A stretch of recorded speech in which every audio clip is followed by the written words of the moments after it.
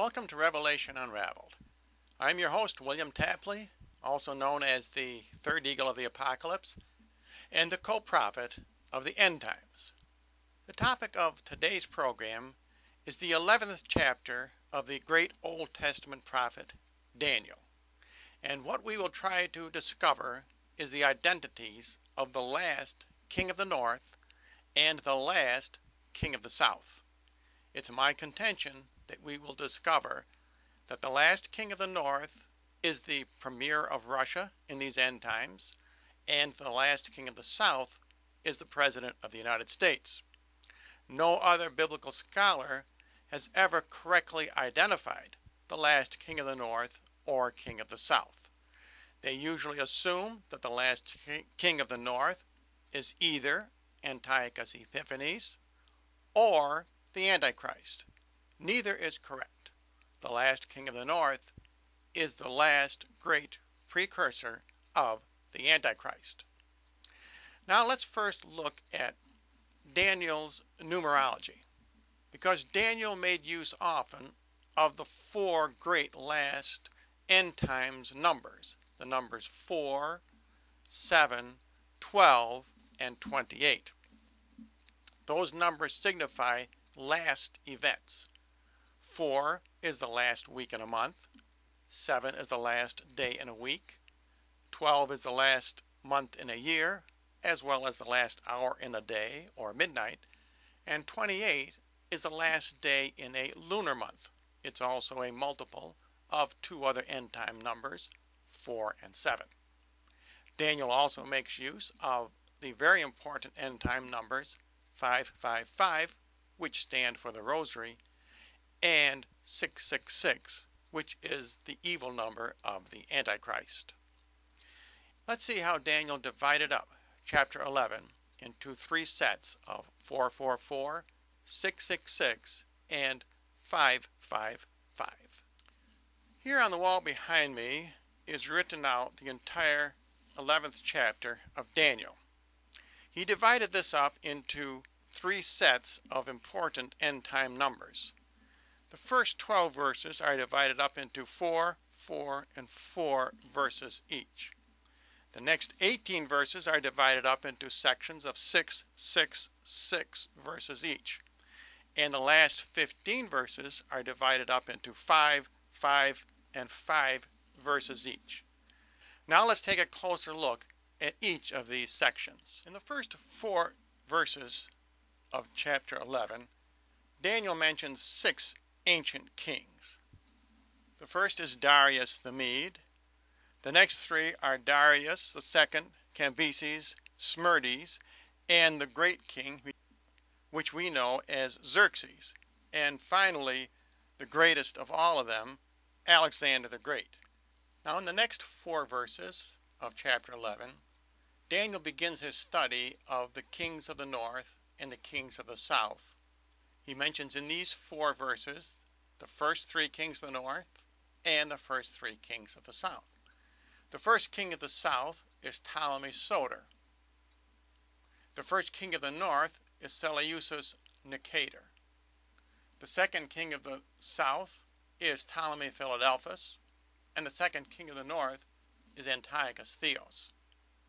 The third king of the south, who Daniel describes as the plant of a bud, is not surely a king until later on, when Daniel does describe him as a king. It's important to understand this, because Daniel does throw out a few false flags. Normally you would say this is not a king, but because he describes him later as a king, then we know that he is a king. The third king of the north is Seleucus Callinicus. Now in the last 4 verses of the first 12 verse set, we meet the fourth king of the south, who is Ptolemy Philopator, and the last king of the north, who is Antiochus the Great. Now in the first 6 verses of the next 18 verses, the fourth king of the north, Antiochus the Great, who is not really the last one, but he's probably the greatest, he continues his exploits. In the next 6 verses, we meet an interesting character Seleucus Philopatou, who would normally be a king.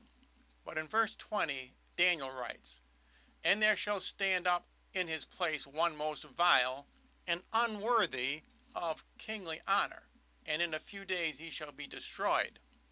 Thus we cannot count him in our list of kings. The fifth king of the north appears here, and that is Antiochus Epiphanes, who is the last great precursor of the Antichrist in ancient times. And we meet the last king of the south in the next 6 verses, who is Ptolemy Philometor. And thus we conclude the middle 18 verses, which are divided up into a 6-6-6 pattern. This is very important to understand, because not only does it indicate the end times, but it means that we are going to have one more king of the north and king of the south, because we've only had 5 kings of the north and 5 kings of the south. That's why it's important to enumerate them and to understand how many there are. That is how we can eliminate Antiochus Epiphanes as a candidate for the last king of the north, which it is critical for us in these end times to understand exactly who he is. Now, as I said, the last 15 verses of chapter 11 are divided up into a 5-5-5 pattern. The first 5, verses 31 through 35, describe Antiochus Epiphanes, the last great precursor of the Antichrist. And that's why many Bible scholars believe that the last king of the north is Antiochus Epiphanes. But Daniel divides these 15 verses up into a 5-5-5 sequence so that you will understand that there is a break here, that the first 5 verses describe Antiochus Epiphanes, the next 5 verses describe the king of the north, and the last 5 verses describe the Antichrist. Continuing on now with the last 15 verses of chapter 11, we already know that this last king of the north cannot be Antiochus Epiphanes, because Daniel set up 6 ancient kings at the beginning, and then he listed 5 kings of the north and 5 kings of the south. That means that there must be a 6th king of the north and a 6th king of the south, and therefore this last king of the north must be different in order to give us 6 kings of the north. Now we will see how Daniel divides the last 15 verses up into a 5-5-5 sequence to make sure that we do not confuse him with the Antichrist who was described in the last 5 verses. Now Daniel verifies this 5-5-5 sequence in a very interesting fashion. The middle verse of each 5-verse sequence, verse number 33, verse number 38, and verse number 43, each of them describe 4 items. Thereby he is separating each of the 5 verses, and thereby indicating that these are 3 separate sections.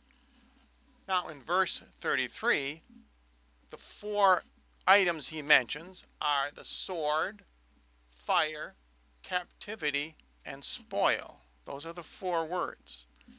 In verse 38, the 4 words are gold, silver, precious stones, and things of great price. In verse 43, Daniel writes about treasures, gold, silver, and precious things. All of this numerology is not accidental. It's there so that we can understand that the last king of the north is a very special person, and we must find out who he is. If we are going to survive in these end times, we cannot be caught unaware. The last king of the north is the premier of Russia, and the last king of the south who he defeats is the President of the United States. Now we will continue this discussion of the last king of the north and the last king of the south, as well as a description of the Antichrist, in part 2 on this series on Daniel chapter 11. Now if you would like more information, simply write to the address you see on your screen.